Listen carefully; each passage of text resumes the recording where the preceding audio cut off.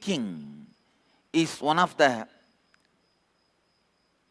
biggest mental disorder, psychological disorder, conscious disease with which your consciousness is suffering. First thing, let your thinking be aligned to your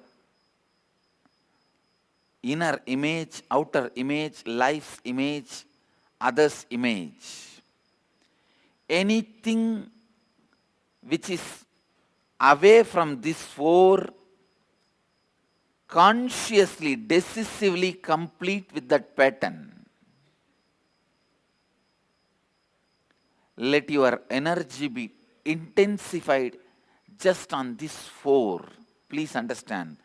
Manana means all your thinking is concentrated on your inner image, outer image, others' image and life image betterment. Please understand. Inner image is the ideas you carry about you. Outer image is the ideas you project about you. Others' image is the ideas others carry about you. Life image is the idea you carry about others and life. Constantly concentrate your thinking to make all these four better. Betterment of all these four leads to intense thinking, and intense thinking leads to betterment of all these four. ध्यान से सुनिए. Thinking to better all these four is what I call manana. The inner awakening level 4, the second day, the initiation you are going to receive is manana diksha. Stop this vague thinking. Learn to think.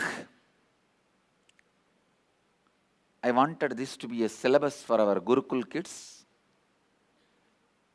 Around 4 days, whole day they will have to sit with paper and pen from the moment they wake up till they go to bed, constantly writing whatever they are thinking and editing and realigning. Writing whatever they are thinking, editing and realigning. Realigning your thinking to the betterment of all these four.